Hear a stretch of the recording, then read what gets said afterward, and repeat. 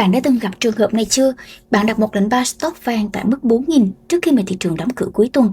Bạn đi ngủ với hy vọng tuần sau sẽ là một cú bùng nổ tài khoản, nhưng rồi sáng thứ hai tỉnh dậy, mở tài khoản lên để kiểm tra thì giá mở cửa nhảy một phát lên 4.010. Nhìn vào tài khoản thì lệnh lại khớp ở mức 4.010 chứ không phải là 4.000, mất ngay 10 giá trong nháy mắt.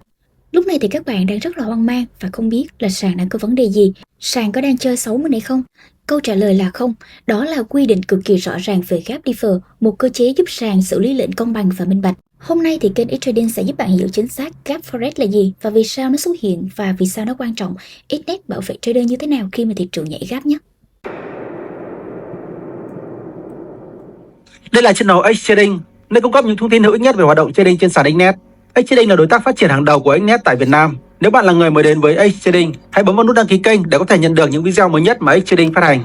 Nếu có thắc mắc nào, hãy để lại bình luận bên dưới video này. Team Xtrading sẽ giải đáp bạn trong thời gian sớm nhất. Hướng dẫn đăng ký tài khoản và các thông tin update mới nhất về sàn Xnet chúng tôi có để trong phần mô tả và bình luận ghim của video.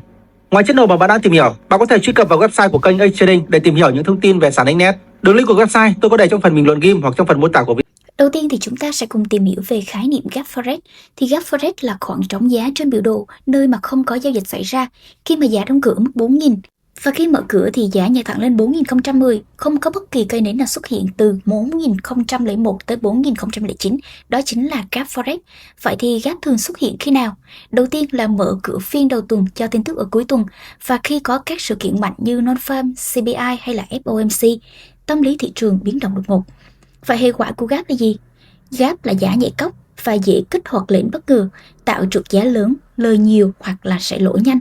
Biết gap forex là gì? Là điểm khởi đầu quan trọng để mỗi trader hiểu rõ được rủi ro thật sự của thị trường. Tìm hiểu gap differ, quy định xử lý lệnh của Xnet khi mà có gap nhé. Đây là một bí mật quyết định lệnh của bạn có bị trượt giá hay không, bởi vì mỗi sản phẩm trên Xnet đều sẽ có gap differ riêng, và ví dụ thì vàng thì nó sẽ nằm khoảng tầm 8 giá.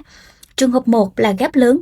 Mình ví dụ giả sử như cuối tuần các bạn pha một lệnh CAD CPY ở cái mức này, nhưng mà sau khi mà thị trường bắt đầu mở cửa vào phiên thứ hai, giá nó nhảy lên tới mức này, thì lúc này lệnh của bạn sẽ khớp tại cái điểm này nhé.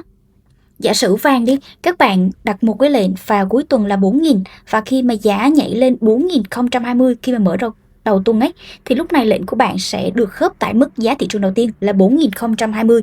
Và lúc này bạn sẽ bị slip pay là trượt giá.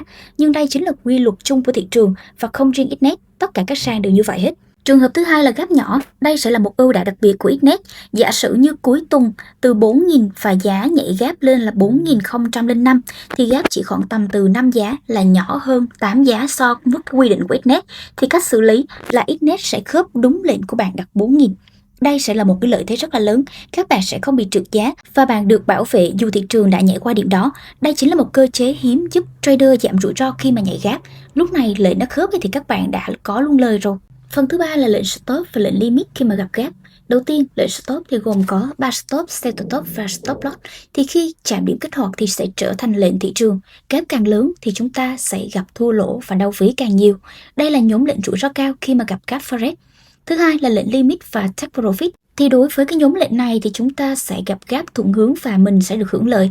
Ví dụ như chúng ta đặt TP buy ở 4.000, nhưng mà cuối tuần giá mở cửa và nhảy lên 4.010 thì Xnet sẽ chốt lời cho chúng ta ở mức 4.010, thì lúc này chúng ta sẽ có thêm 10 giá miễn phí.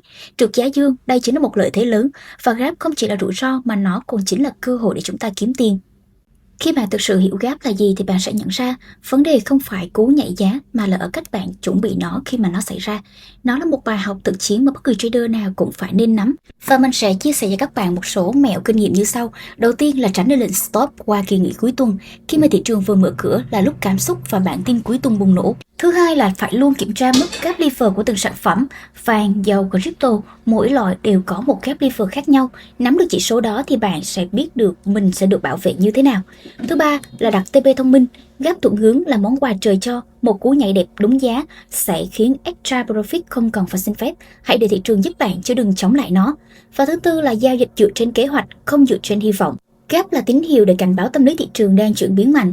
Ai nhìn ra điều đó thì sẽ là người dẫn đầu. Trader chuyên nghiệp không tìm cách để tránh né rủi ro, mà họ tính trước rủi ro để lợi thế luôn thuộc về phía mình. Vậy thì tổng kết nội dung của video ngày hôm nay, đầu tiên chúng ta phải hiểu được gap forex là gì, là một khoảng trống giá khi mà thị trường biến động mạnh, nhảy cóc giữa hai vùng giá. Thứ hai là gap luôn tồn tại, nhưng Xnet có hai cơ chế gap buffer để bảo vệ bạn khi mà gap nhỏ. Thứ ba là gap không chỉ mang lại rủi ro, nếu như chuẩn bị đúng thì gap chính là chiếc đòn bẩy lợi nhuận. Càng hiểu rõ thị trường thì các bạn sẽ càng ít sợ hãi và nhiều cơ hội bứt phá tài khoản của chính mình. Nếu như bạn thấy kiến thức hôm nay giúp cho bạn tự tin giao dịch hơn, thì hãy like video, đăng ký kênh Xtrading và bật chuông thông báo để không bỏ lỡ những nội dung chuyên sâu nhất về Forex và Xnet nhé. Cảm ơn các bạn đã theo dõi video. Hẹn gặp lại các bạn trong những video lần sau.